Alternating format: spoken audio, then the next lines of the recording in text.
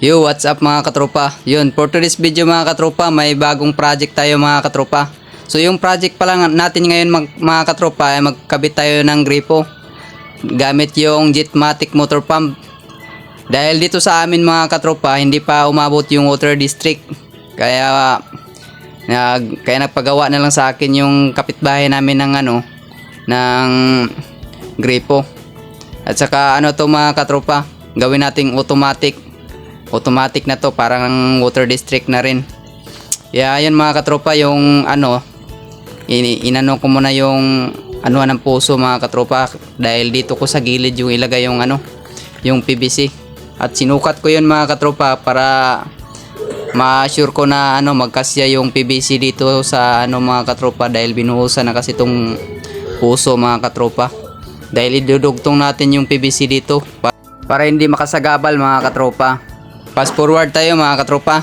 Hindi ko na pala nabidyohan yung pagkabit ko mga katropa, dahil umabot ako ng 3 araw bago ko to natapos mga katropa. Dahil natagalan ako doon sa loob ng dahil yung hugasan nila mga katropa napakahirap butasan, kaya natagalan tayo doon. Kaya hindi ko na masyadong nabidyohan ang pagkabit ko dito mga katropa. So yung mga katropa, nandito yung motor sa likod.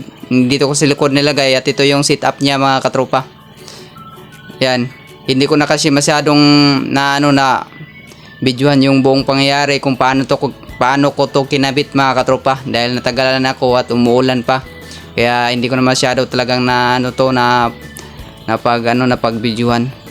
Ito na yung finished product niya mga katropa. Kung magtanong kayo mga katropa kung magkano ang ganitong setup mga katropa, ganitong setup mga katropa, may umabot to ng 15k kasama na labor mga katropa.